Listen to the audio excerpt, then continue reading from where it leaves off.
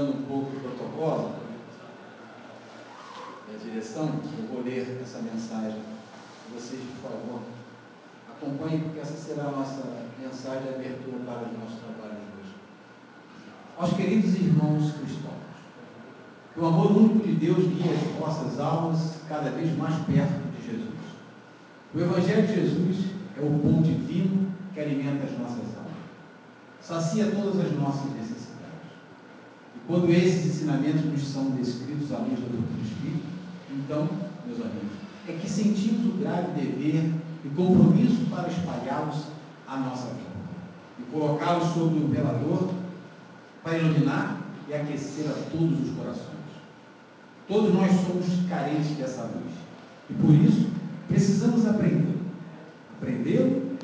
e o ensinar, estudar para ensinar mais e melhor. É preciso que o Evangelho façamos reflexões profundas no silêncio da nossa alma, para encontrarmos as respostas às nossas dúvidas. Por certo que Deus nos ouve, mas somos nós que precisamos ouvi-lo. Unam-se no estudo do Evangelho de Jesus à luz do Espiritismo. Procurem entender a sua psicologia profunda. Unam-se no amor pela prática da caridade. Há uma multidão à espera dos vossos portões, aguardando o momento para serem atendidos. Preparem-se para este trabalho amando mais, trabalhando mais, estudando mais e mais assumindo compromissos espirituais. O Evangelho é o reino dos nossos corações. Padre João. Então essa é a nossa mensagem de abertura do nosso trabalho. Vamos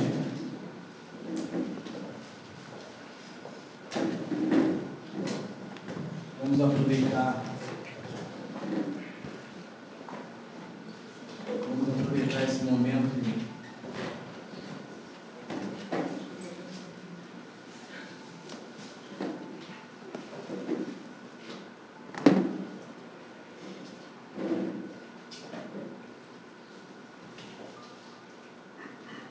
façamos o nosso silêncio interno, unamos nossos corações e mentes, para que através dessa prece possamos estar harmonizados, tranquilos, em paz, para poder usufruir do que escutaremos e vivenciaremos aqui hoje.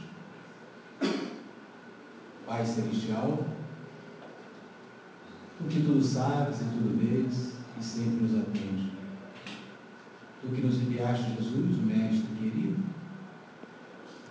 esse médico de todas as almas, nos enviaste a Mãe Santíssima, esses trabalhadores incansáveis da Seara do Bem, só temos a agradecer a Ti, ó Pai, por essas grandes oportunidades que nos são dadas a cada dia, a cada momento dessa nossa jornada evolutiva.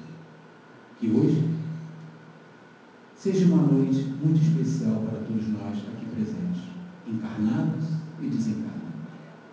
Que possamos sair daqui hoje mais fortalecidos, mais cientes e conscientes da nossa verdadeira missão enquanto espíritos eternos aqui neste planeta.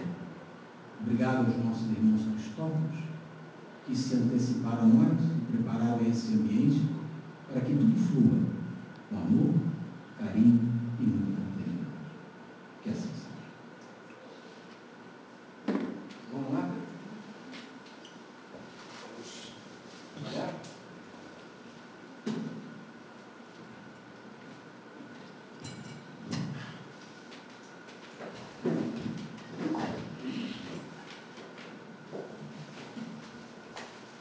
Vou usar esse apoio porque fica mais simples de eu poder mexer nos slides aqui. Gente, boa noite. Hoje a gente vai fazer algo próximo do impossível. Nós vamos falar sobre toda a obra do Evangelho segundo o Espiritismo em 50 minutos. Bem? Então a ideia é que a nossa livraria, ao final da nossa exposição, que tão cheia de gente querendo comprar o Evangelho segundo o Espiritismo, que a gente tenha que ter voluntários para poder vender os livros. Tá? A gente conhece o Evangelho, lê o Evangelho, faz o estudo do Evangelho no lar, mas talvez a gente não entenda a profundidade dessa obra. O objetivo hoje é apresentar essa obra, o Evangelho segundo o Espiritismo, para vocês. A gente começa com uma frase do professor Allan Kardec, que está na Revista Espírita de dezembro de 1863, em que ele vai dizer para um padre sobre um outro assunto, algo muito interessante que vai balizar o nosso estudo dessa noite. Ele diz assim: Senhor cura, nós rendemos às Santas Escrituras talvez uma homenagem maior do que a vossa. Considerando a forma alegórica, nós lhe buscamos o espírito que vivifica, ao passo que, apegando-se à letra que mata, fazem-nas dizer coisas absurdas. Certo? Então, Allan Kardec vai mostrar e falar com o padre que o Espiritismo rende às Santas Escrituras, ou à Bíblia, uma homenagem talvez maior do que ele próprio, porque observa naqueles escritos a sua forma alegórica profunda e não fica na superficialidade dessa interpretação. O Evangelho segundo o Espiritismo é, na verdade, essa abordagem. O Evangelho segundo o Espiritismo é como uma reunião de Evangelho no lar, com uma pequena diferença. Nessa reunião participam São Luís, o Espírito da Verdade, Santo Agostinho, Allan Kardec, Sócrates. Ou seja, é uma reunião de notáveis que estão ali comentando os evangelhos. É importante saber isso logo de abertura.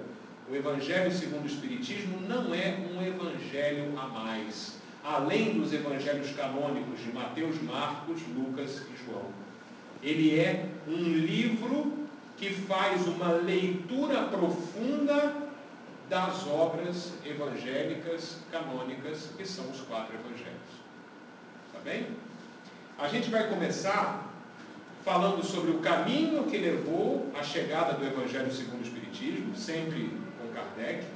Depois os recados que os Espíritos mandaram sobre o Evangelho, e aí a gente vai dar um destaquezinho para uma personalidade fundamental a partir desse ponto. Ele já era fundamental, mas a partir desse ponto ele se torna muito mais evidente, que chama-se o Espírito da Verdade. Depois nós vamos falar do lançamento do livro, A Imitação do Evangelho segundo o Espiritismo. Foi esse o título da primeira edição do Evangelho segundo o Espiritismo, depois foi mudado, a gente vai ver por quê. Vamos analisar a capa do Evangelho. Infelizmente as nossas capas dos Evangelhos de hoje só são bonitinhas, coloridas, né? A capa, na época de Kardec, ela dizia tudo sobre a obra. Então, analisar a capa daria uma palestra só sobre ela. E depois nós vamos para a estrutura didática. Vamos pegar todos os capítulos do Evangelho e analisá-los na sua estrutura didática, dividindo esses capítulos em 6 núcleos pedagógicos. E no final, a gente vai ver que impacto é que essa obra, o Evangelho segundo o Espiritismo, tem. Em 1857 é lançada a primeira edição de O Livro dos Espíritos, constituindo-se então o primeiro passo do núcleo doutrinário da codificação espírita. Esse então é considerado o lançamento do Livro dos Espíritos, o início da doutrina espírita. Era composto de 500 perguntas e foi recebido basicamente por 2 médiuns adolescentes, a Caroline e a Julie Baudin. Mas a autoridade da doutrina espírita, e é isso que o Evangelho vai começar na sua introdução, ela não poderia ser baseada na recepção de mensagens por 2 ou 3 médiuns. Kardec precisava se corresponder com um número muito maior de médiuns que não se conhecessem entre si, para que, em havendo concordância nessas mensagens, ele pudesse considerar essa uma verdade doutrinária. E como é que ele poderia fazer isso, se naquela época ele só tinha o Livro dos Espíritos e ele próprio? Então ele vai passar a criar um núcleo de comunicação da doutrina espírita, que é formado por um tripé. primeiro pé desse tripé é o lançamento, em janeiro de 1858, da Revista Espírita. A Revista Espírita, então, se torna um meio de comunicação de Kardec com mais de 1000 centros espíritas no mundo, incluindo no Brasil. Além do meio de comunicação, Kardec lança no mesmo ano de 1858 a Sociedade Parisiense de Estudos Espíritas. É fundada logo depois da Revista Espírita, e aí a comunicação com o centro do espiritismo no mundo deixa de ser a pessoa do professor Denizar e passa a ser um grupo que o sustentava. É a Sociedade Espírita de Paris, então, que se torna o ponto focal da doutrina espírita a partir da sua fundação. E o terceiro pé desse tripé é o lançamento do livro Instrução Prática sobre as Manifestações Espíritas.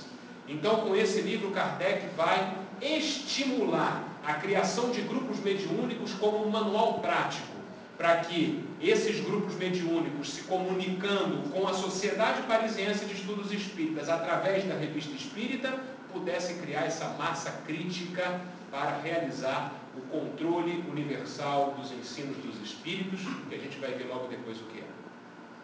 Revista Espírita, Sociedade Parisiense de Estudos Espíritas e Instrução Prática sobre as Manifestações Espíritas constitui então a base de comunicação que vai permitir, em 1860, o lançamento da segunda edição de O Livro dos Espíritos. Sendo que esta edição, considerada definitiva, é a base da edição que nós temos hoje. Na realidade, a edição que nós temos hoje é uma tradução da 13ª edição do Livro dos Espíritos, mas as diferenças para a segunda edição são muito, muito pequenas. Esta edição do Livro dos Espíritos, já com o dobro de perguntas, traz uma série de vantagens em relação à primeira, tanto em termos de organização, quanto em termos de conteúdo doutrinário, porque a ela já se aplica o controle universal dos ensinos dos Espíritos.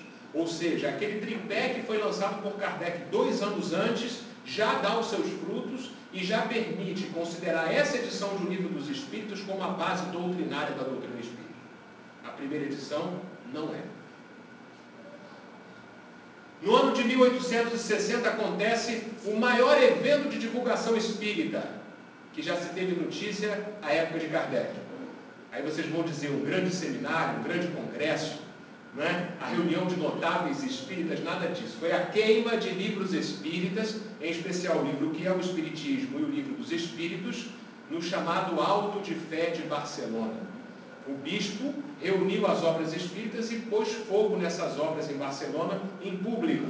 E Kardec, ao conversar com o Espírito da Verdade sobre isso, posso reclamar as minhas obras? Ele diz assim, pode, mas deixe, porque será uma grande divulgação. E realmente, a partir da queima das obras espíritas, houve um grande impulso ao espiritismo, tanto na Espanha quanto em todos os países vizinhos. E vamos lembrar que o espiritismo chega no Brasil exatamente por conta da grande divulgação que ele estava tendo na Europa. Porque quem trouxe o espiritismo para o Brasil foram os filhos daquela classe média, classe alta, que ia estudar na Europa e que voltava com as ideias espíritas. Então a gente pode dizer que o fato de nós estarmos aqui hoje é consequência indireta também do Auto de Fé de Barcelona. Ainda bem que esse bispo teve essa ideia, né? De queimar os livros espíritas. Em 1862, para o leitor da Revista Espírita, a gente vai ver uma coisa muitíssimo interessante. O tipo de comunicação muda. Em janeiro de 1862, começam a chegar espíritos como São Luís dando comunicações de cunho moral, Erasto, discípulo de São Paulo, Paulo Apóstolo, começam a mandar mensagens para a Revista Espírita. As mensagens anteriores eram mais de cunho filosófico. A partir de 1862 começam a surgir muitas mensagens de cunho religioso. Quem é o leitor da Revista Espírita observa